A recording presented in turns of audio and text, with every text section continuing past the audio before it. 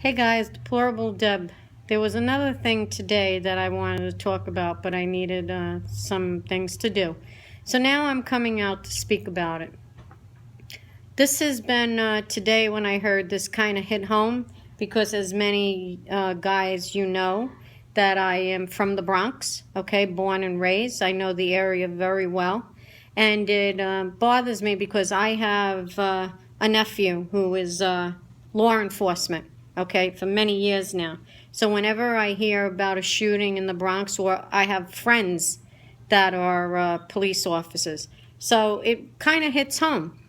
I want to read something to you, and I'm going to read this. Police officers' deaths on duty have jumped nearly 20% in 2017.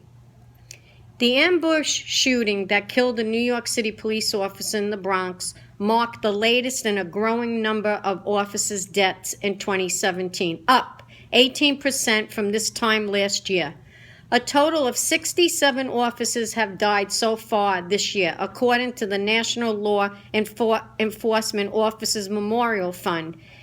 It found there were 57 officers' deaths between January 1st and July 5th in 2016. In addition, gun-related deaths have risen by 9%, from 22 to 24 for 2017, the researchers say.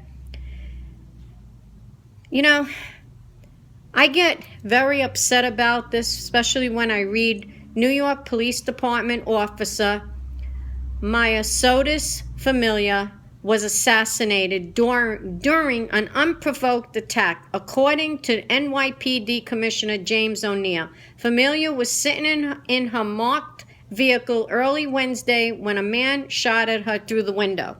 You know, I know this area, Morris Avenue, in the Bronx, off of Fordham Road, off the Grand Concourse. My aunt lived right next door to Alexander's, closer to 196th Street. It's all in that same area. And many times, even just growing up, we were, when we saw a police car just parked and the police, it made you feel safe, okay? It made us all feel safe because we want to see the cops. To know that this woman, 45 years old, mother of 3, got up yesterday, went to work, and never came home. And to know that it was somebody that just had a thing to kill. And I don't want to hear, oh, he's crazy and this and that. No, it's not. No, it's not. Because I'm going to tell you what bothers me. And again, I'm going to say it. When you have, and especially with de Blasio, okay, he is the one that I'll tell you right now, ever since he became mayor, there's like killings after killings. And you know why? Because he does nothing. He does nothing when we have groups like Black Lives Matter that want to march in the street and chant. What do we want? Dead cops. When do we want them? Now. That was awful. That day, the video that I saw of them marching and singing that. I'm sorry, but you know what? People, you can have your freedom of speech, but there has to be restrictions. Okay? I don't see freedom of speech when you're yelling out death to police officers. And what got me was watching the police officers out there protecting these marchers. And what are the marchers doing? Black Lives Matter? Putting it in their face. And then somebody has to write. This is what gets me. Somebody writes that, oh, don't talk bad about Black Lives Matter. They're a peaceful group. My ass peaceful. Every time. They're chanting violence, and that's what happens. And then I find that de Blasio, he's for them. He's for them. The same way he's for illegals, okay? That's what bothers me. And then what gets me is you have people going out to be a police officer, to have benefits and things like that. And this policewoman was just sitting in her car. And thank God her partner wasn't shot. Then to know, you ready for this? Then to know I have family in Yorktown Heights, okay? To know, where did he go? Back to Yorktown Heights? And supposedly this is where I believe that they caught up with him. And to know that he was in jail already. He just got out, I think, a couple of years ago, serving 6 years, I think, for robbery. But at a young age, what did he do? He already assaulted a police officer, I think with brass knuckles. That's what he did. But again, I'm going to say it again. What I found with President Obama, okay, is the destruction and going against and getting people to go against the police. Okay? That's exactly what he did. You remember with Michael Brown? You remember with Trayvon Martin what he said? Oh, that could have been my son. Well, you know what, Obama? That police officer could be somebody's father, mother, sister, brother, uncle, aunt, niece, whatever. And that's what's sad about this. And then, you want to know the best? This is like what happened, what gets me. When the thing happened with Michael Brown, okay, what did CNN do? What's her name? Sally Cohn and 3 other commentators, whatever the hell you want to call them, was on the show during that time with the hands up, don't shoot. So this is where I get mad at the mainstream media, because instead of giving us the news to protect us, they cover up stuff or they go against. They go against. Like, look, there's good and bad in everything, good cops, bad cops. But the problem is, and what I found with President Obama from the very first incident where those 2 cops that he called stupid, I think he was just president a year and he had to take it back. And what did he do? He had them over and had a beer with them in the White House lawn or something. That was the start. That was the start of Obama setting the page to start going after and bringing down the police. And then what does he do? He keeps welcoming Black Lives Matter into the White House, along with Al Sharpton. I'm always going to say this. It's the truth. Look it up. What message is that? Then, with Michael Brown, what gets me is this. This is a thug. This guy was a thug. We have no clue how many people he must have robbed, okay? But isn't it funny how now the courts found that the hands up, don't shoot was a lie? See? A lie, another lie that the CNN knew was a lie. But what did they do? They kept putting it out like the 4 commentators that had to put their hands up. See, just another lie, the way that they keep talking about the Russia lie. They knew that was a lie, but they kept pushing it, and that went against the police. And then look what happens. What do we have? We had 2 cops, 2 other cops that were killed. Remember them? Right? Remember that? Sitting in their car, they were killed. This is what I'm saying. De Blasio is a person that I hope that they vote him out. Because to me, he gets on TV now, all boo-hoo over this cop. But you know what? He's all for Black Lives Matter and the hate. And you're telling me that this guy, that's all he has to see. He's been known to have the hatred for the police. So what do? And then nobody does nothing when Black lives are marching down a New York City street.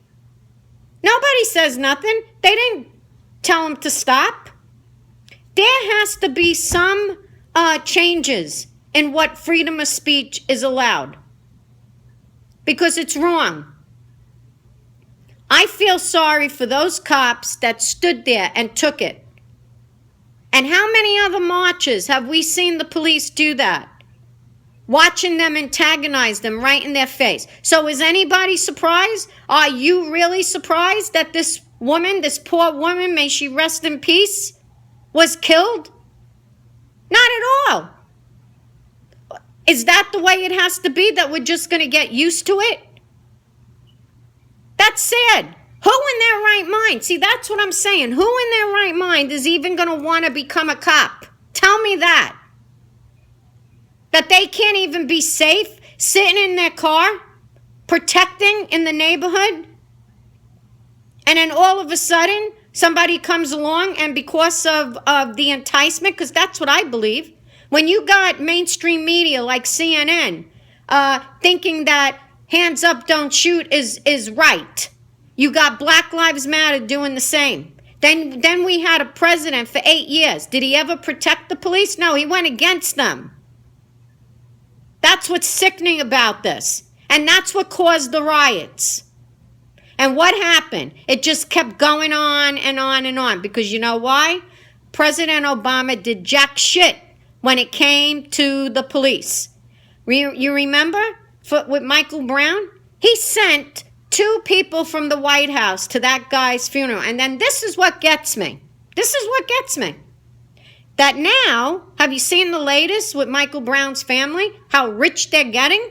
How rich they're getting. This is what gets me. How rich they're getting. But yet, where's Darren Wilson? Where is this cop who decided one day that he wasn't going to become a thug? He wasn't going to become a drug dealer. He wasn't going to become selling drugs. He decided he went to the academy to be a cop. And on that day, he did what he did because of his job. And he was exonerated, okay? He was exonerated, but what happened to him? He's not getting rich, okay? As far as I think I read, he don't even have a job. Isn't that sickening? Isn't that totally sickening? Same thing like with Eric Garner. All these people. This is what gets me. Where are the families with these kids to guide them? Or is it that they just get killed? And then they figured, okay, let me get rich now. Let me do this. That's what's wrong here. That is exactly what's wrong here. What about the 6 cops in Baltimore that weren't convicted? Are they back on the force? No, I don't think so. If I am, please somebody write me and let me know. But today, this killing hit home because I know that area. I know as a kid playing in the street how we used to put the fire hydrant on. Okay, we played jump rope. And it was nice to see the police. Okay, this is sad. And especially nice to see women officers. And my heart goes out to the Familia, I hope I'm saying her name right, Familia family. This is terribly sad. And you know what? I gotta say it. All these groups, Black Lives Matter, they keep up with the chants and things like that is what is causing this. And thank God, I have to say, for President Trump, who's trying to bring back law and order. Not like President Obama, okay, who literally tore this country apart. Okay? Having people disrespect our police, disrespect anybody in authority, right down to schools with teachers. It's disgraceful. So I wanted to come on to let you know that I can't wait for the day, and I hope New York wakes up and they get rid of de Blasio. Because remember something that a lot of people don't realize. The federal government gives money to states, right? They give money to states for immigration, and I believe a lot of that money is to protect us, right? It's to protect. But instead, what do we have? That money is supposed to be for immigration, for the right things to go on, and also to make sure everything is going the way it should be. But what I see happening is these mayors, like de Blasio, the one in California, what's his name, whatever his name is, the ballet dancer, Ramu, whatever his name. What they're doing, it's sad, because they're taking the taxpayers' money that we're all paying, and it's supposed to go for them for, immigration and all that. And what are they doing? They're taking the money that we give to them to protect us, right? And they're using it against us. They're using it to protect the illegals. Do you realize that? They're using it to protect the illegals. And you know how I feel? Every single person like that, from de Blasio to whatever the hell his name is, Mr. Ballet Dancer that worked for Obama, they need to go. See what I mean? They need to be voted out.